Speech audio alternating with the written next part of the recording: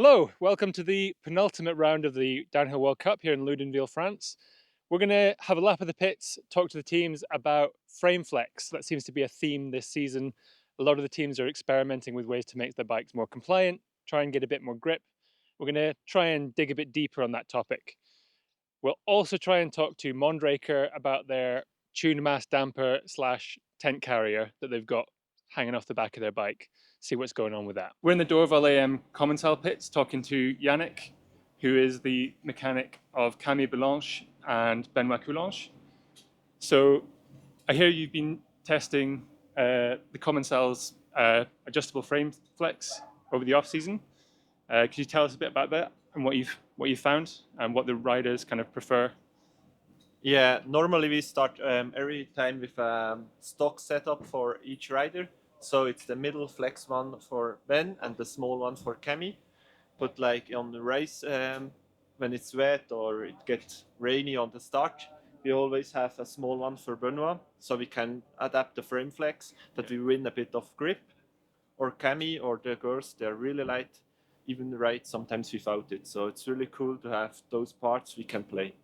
So there are three bridges, right? Yeah, And you can also run none at all. So there's kind of four options. Yeah, exactly. And it sounds like they're going from Benoit's going from the medium to the light, or the small one, the smaller one. Yeah. And Cami's going from the light to the none at all. Exactly. So the common cells come with different bridges depending on the frame size, right? So it's usually there's the small one, medium one, light one, large one corresponding to the different frame sizes. So Ben was on the large frame, you're telling me. So, but he's on the medium. Yeah, exactly. Kind of medium bridge. Yeah. So it's same like you buy it. So like the big one is just on the X large. So it's really cool. I think for the customer too. They have like also the size of the body or the weight. The frame is already ready to ride, I would say, and then from then they can play. Also. Okay. And you were saying that it kind of interacts with the wheels that you're running. So you're running carbon wheels, the Crank Brothers Synthesis carbon wheels, which I think have some flex for a carbon wheel. They're relatively flexy, is that right? Does that kind of play into it?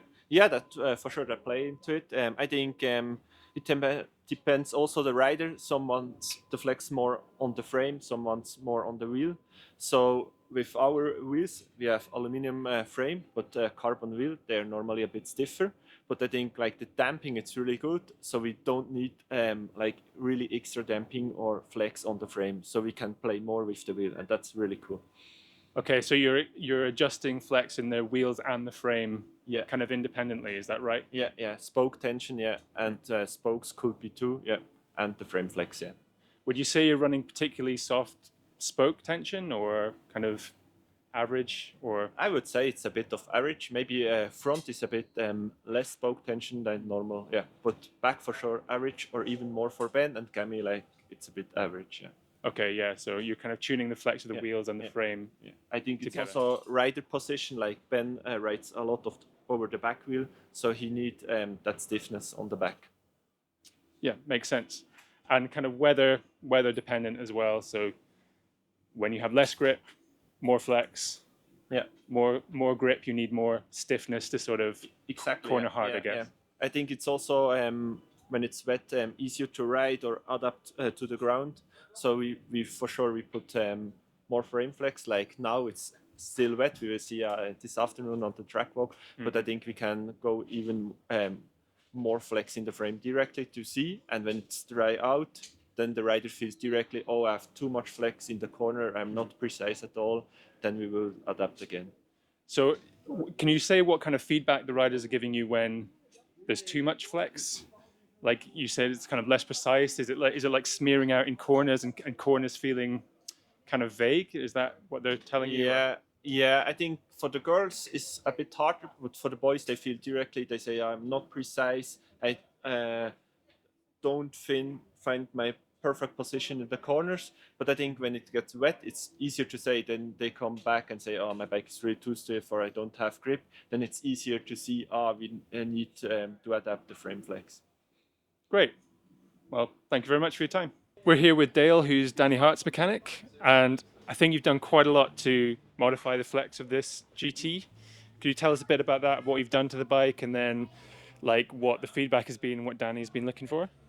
Yeah, pretty much sort of it's been an ongoing sort of project, kind of, well, not project, sort of running changes throughout the season. You know, it's we're sort of going by race really. It hasn't been much, wasn't much testing time really at the start of the season. So I think, yeah, number one, Danny's pretty light rider. So yeah, we wanted to sort of build in a little bit of compliance into the bike. You know, it's probably perfect for sort of heavier rider, but because he's quite light, we wanted to sort of add some more compliance and grip into the setup. Yeah, so we've been sort of working sort of race by race, and sort of I've been doing a bit of tinkering in between races and even at the races to try and build in some compliance into the frame and into the wheel set as well. So can you start by telling us like physically what have you done to the frame and to the wheels to achieve that?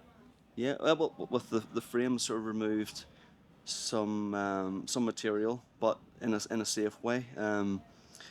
Wanted to add in some flex into the linkage and into the seat stays and chain stays, just to give a little bit of torsional flex and sort of springiness into the frame as well, to try and help with grip and even just the way that the bike will kind of spring out of corners and that sort of thing. Yeah, so just remove some of the bridges on the seat stay. There's quite a bit of material removed from upper seat stay there, but we've kept it bridged because, you know, the bearings are still single row bearings. So you wanted to keep some stability there in the bearings. So try and keep the durability. We made quite a bit of material from the linkage to try and introduce some flex. So it's kind of, you want to really try and build it into the upper section of the seat stay to allow, you know, it's all, the flex is sort of generated from the wheel forwards. You know, it's on the stiffer these upper sections, the stiffer the rear triangle. And then also the lower section of the chainstay yoke is pretty strong, so we removed some material from the lower section to allow the yoke itself to twist under load. But we kept the full material in the upper section, just because that's generally where the stress risers are on the upper section. So to be honest, I have no concerns over reliability or strength, and, you know, I think it was in Valdesol, I was basically had the hacksaw out trying to removing the material from the linkage, and there's a few people kind of a bit worried, I think, but I've been thinking about it for a number of weeks, and so far that, you know, I've been checking the bike every race, and yeah, I think sometimes if you build flex into the frame, it's actually, you make the frame more reliable and less prone to cracking at the weld zone. So you're just kind of allowing the frame to absorb the energy rather than add the concentration to the weld. So I guess this is different to a consumer frame where you'd be worried about like long-term cycle life of like constantly stressing it. It doesn't need to last for years and years. Is that right? So maybe don't try this at home, but like I wouldn't. If you're doing it for a race or two, you're pretty confident that it's not a safety issue. Yeah, definitely. I wouldn't. Don't try this at home. You'll certainly void the warranty. Hey girls. These guys are my mechanics. These guys help me out. They basically give me the ideas for all the little bits and pieces, didn't you? I forgot where I got Talking about reliability. Reliability, like, Yeah. is there a way to test it? Are you doing like FEA or? Well, that's the thing. It's, you know, I guess you're not. I'm FEA doing it. here. So. Yeah, well, that's it. It's I'm just using a lot of sort of knowledge and experience from my past. Because for the people who don't know, you worked in Nukeproof before. You've been an engineer in the bike industry for a long time. Yeah, that's it. So I have a lot of past experience, and you kind of get a sense of what, you know, what the weak zones, and like we used to do FEA at 3D stage, but I'm sort of doing it from a different angle as a mechanics, from a mechanic point of view. So it's pretty confident. I'm not doing too radical. Well, I don't think it's too radical. So do you think you found the limit yet? Like, is there a point where there's too much flex? Or have you kind of not got there yet? But to be honest, like you can kind of quantify. Well, you can't really quantify the flex, but just by pushing through the bottom bracket, doing the old, wheel flex test with the back wheel, it's still not as flexy as some bikes on the market. So it's certainly not.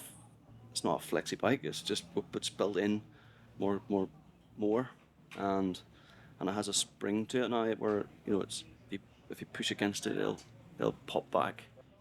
Well, thank you very much for your time. Yeah, no problem at all. Thanks. Yeah. We're with Tom at Norco, and sounds like you've been tuning frame stiffness quite a lot. Is that right? Yeah, so it's kind of a hot topic, I think, amongst the whole pits, but we've kind of, using the data off the bike and some other stuff, we've sort of developed over the season. This is the back end we started with, which Gracie's still running. It's got a bridge that can be removed or changed to adjust the rear end stiffness. But it's pretty clear to us that this maybe wasn't stiff enough for Greg and Kirk. So we've sort of iterated multiple times. The first iteration was a carbon wrapped version, so it's exactly the same stays as this, wrapped in carbon, and we turned that around really quick between Fort William and Poland. That was the sort of quickest way to stiffen it up. And then from in-house at Norco, we've got facilities to be able to test frame stiffness. So we were able to wrap that, they were able to ride it, and we knew exactly how much stiffer the carbon wrap one was compared to this standard one. And then we were able to iterate into an aluminium one to create the same stiffness, basically. I see. So, so did Greg get a chance to ride that between Fort William and Poland? They were like, presumably not. No, because he crashed in Fort William and did his shoulder. So, I mean, he was not really fit to ride in Poland, to be honest, but he gave it a go. So Poland was a sort of first go, and then as his shoulder got better, he rode it a little bit more. And once we knew it was the right path, then we started looking at ways to create an aluminium version, basically, so we don't have to keep wrapping it in carbon. We made one, and then Kirk's been testing it as well, and then we've made another one as well. So we're sort of tuning it individually for each rider, because they ride slightly differently, each person. So all of the riders are on different rear end stiffnesses, is that right? It's Yeah. not just Greg's bike that has the obvious carbon wrap, they're all different. Yeah, so everybody's on a different one now. Similar to we size the bike specific for each rider, so it makes sense that we should tune the stiffness specifically for each rider as well. So you say you can measure the stiffness at the HQ. Can you give a sense of like how different they are? Like, I probably can't give you any numbers, but they are. I mean, the two that are on the side there are very subtly different, but noticeable in the test and noticeable on track with Kirk. So, yeah, I don't really want to get into any numbers as such, but yeah, but we're they're sort of- we're getting there. measurably different, not just sort of guessing that it's. No, it's all quite science based. We're using a standardized test to measure each time, and then we're using that sort of with the data that's on the bike. We're actually able to measure frame stiffness using the sensors we've got on the bike, and we're able to correlate that sort of the real world with the test. So you're and the rider feedback. So you're measuring the flex that the bike is going through dynamically on the trail, not just in the lab. Yeah, because we need to make sure that the numbers carry across from one to the other. So there's an aluminium back end that has similar stiffness to this carbon one, but won't look as not stock. Yeah. Kirk was actually running one of these two all last week at World Champs, and I think it's still on his bike this week, and it's painted up, and you wouldn't know unless you looked closely, you wouldn't be able to tell it was different, really. Yeah, okay, but it has similar stiffness to what Greg is running. Similar, yeah. We sort of use this as our baseline. Greg probably would have gone onto it because it's actually similar, but he didn't have time to test it thoroughly, and he wanted to stick with what he knew for Worlds, which is fair enough. Thank you very much. No worries. Cheers. We're now in the Commencal Makov pits with Max, and you've been experimenting not only with the stock seat stay adjustment, but with new steel chainstays. So can you tell me about how that's been going and what the feedback has been on on the skinnier chainstays. I noticed that you have a few bikes with these chainstays now. Yeah, I mean, like actually, like when we conceived this frame from the get-go, there was like having a possibility to adjust stiffness. So we first play with like the stay bridge that we can adjust. We have like different thickness, different like materials to it, so we can adjust. And then like furthermore, there was like maybe playing with different material added and attached to the frame. So yeah, that's why this winter we try to have like something different. And yeah, still chainstay was coming off, and that was working like really great. Good combination with like carbon rear wheels and soft like rear end, which is cool. Yeah, so you got like pretty stiff wheels, but with a flexi frame. Is that? Yeah, I mean, like it's having like the good relation between like reliability and compliance that you seek all the time, on the race bike. So yeah, that was like a good combination of both worlds. So I noticed that with this on Amory's bike here, you got the steel chainstay, but with that's one of the thicker chainstay bridges, or is That's that the medium one? the medium? Like Okay, medium soft. so that's like a combination. So you could make this flexier. Yeah. So what is the kind of trade-off there, and what is if you went flexier still, what is the feedback that you've been getting It, to sort of bracket from too flexy and too stiff? it's not only like regarding the feedback that you want, it's more like how the track conditions are. Like for example, if you go dry, then like every time you will go in a corner, like the energy you will put on the bike is not the same as if it's like muddy or anything. So if the tracks tends to be like slower and like sketchier, maybe we go for a softer version. And if the track is like way faster, drier, and then you push a lot on the corner, then you go like for harder choice. Yeah. Okay. So and now that you've got with the steel chainstay, you can still adjust the flex with the upper bridge, and there's the lower bridge as well. We can adjust. We don't play much with this one though, because it's working great as it is now. So mainly we have like this stock package now, and then we play with the upper bridge.